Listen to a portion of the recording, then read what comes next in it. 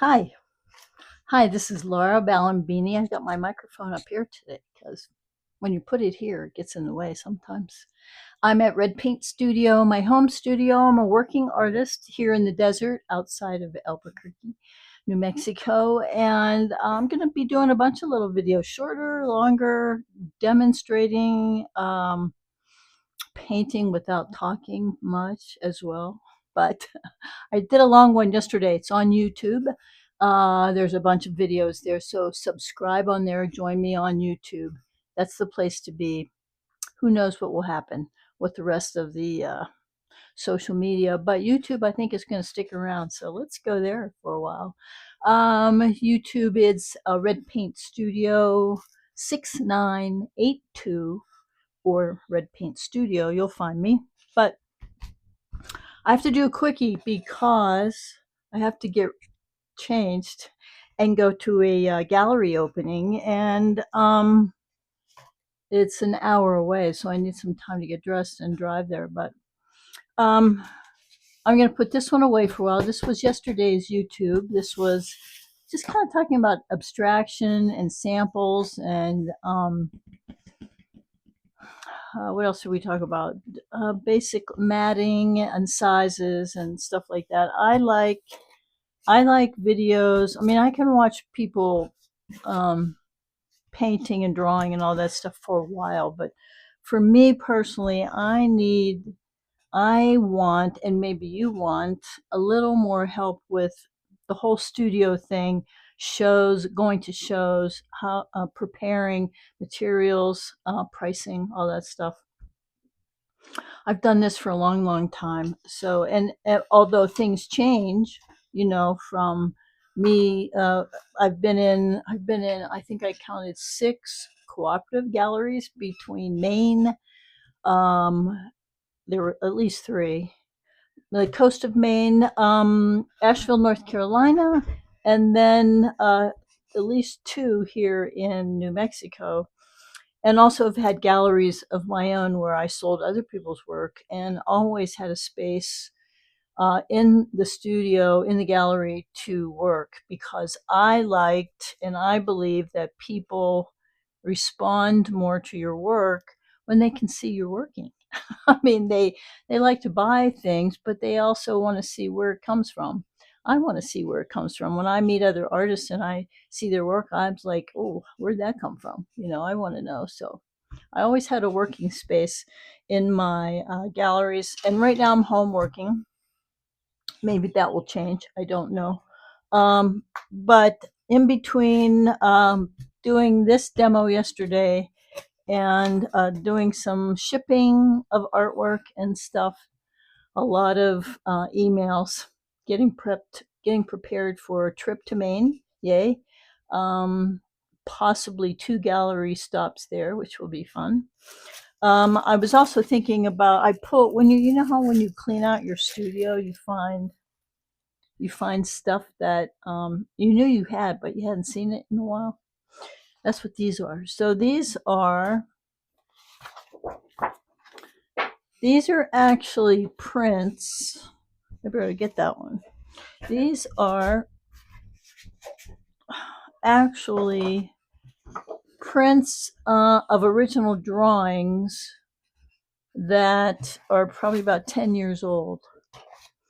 And I took the original drawing size was actually this size, pretty close. And I took them to a kind of a quick print place here in Albuquerque and laid the original drawing on the scanning bed. And he printed these for me. I'm not sure a lot of printers would let you do that anymore because they get a little worried. I think there's a thought that you should take a digital and the digital becomes the print. Well, what if the real thing on the scanning bed, which I used to have a scanner, I don't anymore, is actually better or at least equal. So I took the original drawings this size and I laid them, here's one. I laid them on the scanning bed and had them print out a bunch because for some reason, that day, he basically opened up a pack of paper and said, "You like this paper?" I said, "Yeah, that's kind of cool. It's got a little bit of sheen to it. It's, it's not skinny. It's not skimpy paper." He said, "Okay, $1 a print." So I got like a bunch. I got like 50 prints of maybe 8 drawings. Here's one. Here's one. So I've gone through them over the years. I'll use them. I'll give them away as gifts. I'll include one, get them matted, and include them when somebody buys a painting, so they get a free gift. But I still have quite a few left. So I thought, for fun, before I get dressed and have to drive to Santa Fe for an opening, which I'll tell you about in a minute, I think I'll paint one of these guys a little bit. I painted this one the other day. I liked it. It's really cool. I think I'm going to do this one because I've got a lot of them, and because it didn't it never got much attention. It's like sometimes when you do a lot of work, there's something that you like. I like this. This is actually, if you look at it, these guys are all on rollerblades. I think it was rollerblades or skateboards. I can't remember. But behind where I live here, there are 3 peaks that used to be volcanoes. There's a trio of volcanoes, and they've made it into there's a cool trail. Nothing really grows around there. It's pretty much out in the middle of the desert, but they've got this really like a asphalt trail that goes all around the 3 volcanoes. You can go through all 3 of them and like all the way up to the top and then glide back down. And there's some nice benches and places to take photographs and stuff. It's kind of cool. And you can look over and see like all of Albuquerque and the mountains to the east and the north.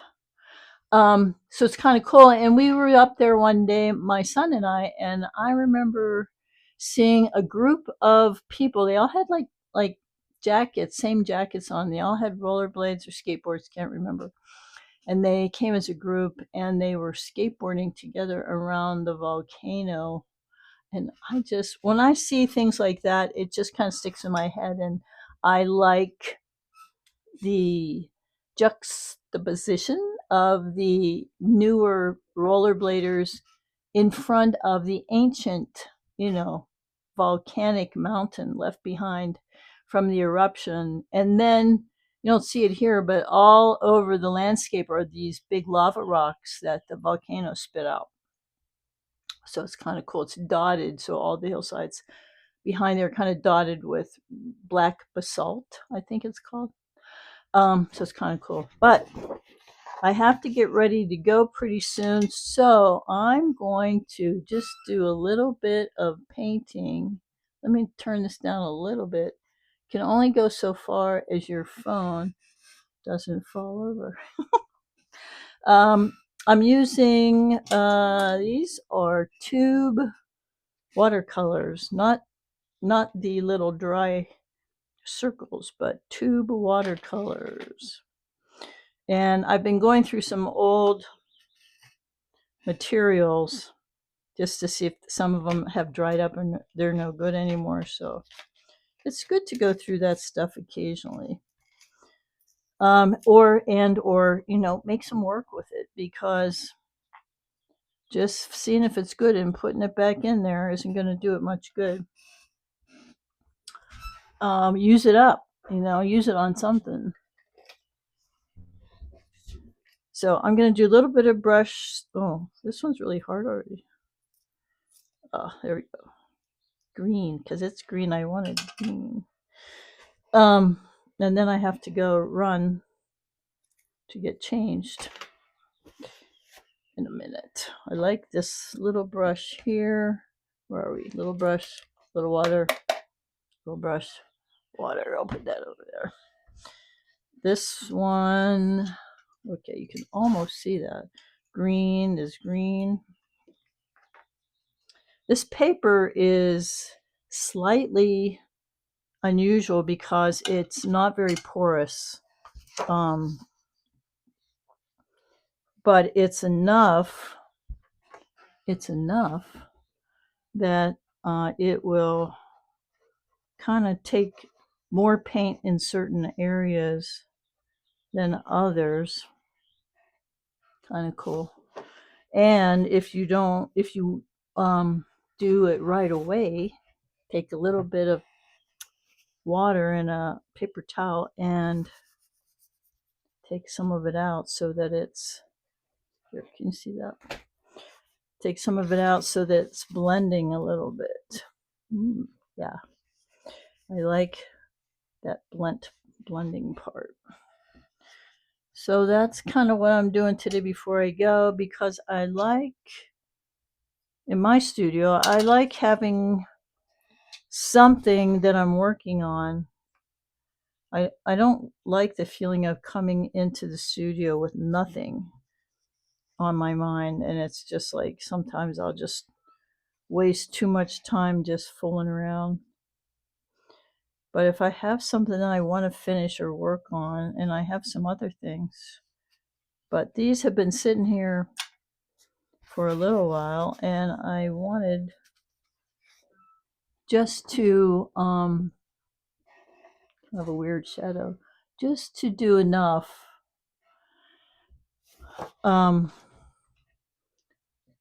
that it makes me want to keep them, use them, give them away. There's other things I could do with them. I could cut them. I could cut these little guys out, which I think I did for something. Cut them out and use them as in a collage. In a collage, I could cut out all the guys and paint the mountains behind them differently. I mean, there's other ways to use paper media. There's the orange over here. Paper media,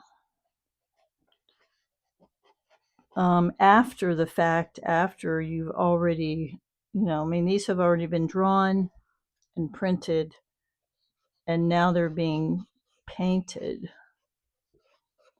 So I like to figure out what other steps can I do on top of what I've seen, what I know, what I've tried, what haven't I done? So it's kind of cool. It's kind of like, it reminds me of my mother used to colorize. I don't know if there was a word for that. She used to take black and white photographs and do oils, like light coloring with oils over the black and white photographs. It's very much like that. Because I've just found some of those that were in her house, and she did that for a while. I mean, I think it was almost, I don't know if they didn't have color film, maybe, or black and white was cheaper, so then they colored them afterwards, but they're kind of cool. Reminds me of that, kind of. So these are my rollerbladers at the volcano. I've got a bunch of those. I'm going to do them all different. That's that's what I wanted to say too about doing this process. If you have a drawing and you get a bunch of prints made from it, even if they're just black and white, from like the Quickie print place, use them to work with, so that each one has something different going on, so that you can go through a bunch of different styles and colors and mediums, and one of them will stick out to you. One of them will say, oh, I want to do more of that, or that one worked out really well, that's the one I like, and do more of those. So that's another good reason to take an original drawing, get a bunch of black and white prints, and then play with them afterwards. That's my tip for the day. I'm going to clean my brush. I've got to get ready to go. I am headed to Santa Fe. Yay! In the next half hour, and I'll come back up here. In in the next half hour, see if I can get you back up. Next half hour, so for an opening at Gen Tough Gallery. That's in El Dorado, just outside of Santa Fe, and it's a beautiful gallery. They've just reopened for the season, and their first show is a showing of resident artists, resident resident artists, of which I was one of the first when they opened a few years ago, where I could come up for and had a room to work in. I don't like bending over so much. Ah, there we go. So I had a I had a room to work in for a week, actually more than that, almost 2 weeks. Um, and it's nice because there were, I think, 6 or 8 of us all working in separate rooms. I like that. I like watching other people work.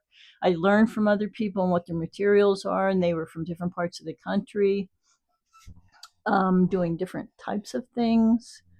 2D and 3D. There was a couple sculptors, I remember, yes. And this first show in June at Gentough Gallery, which is gentough.com, TOUGHJENTOUGH,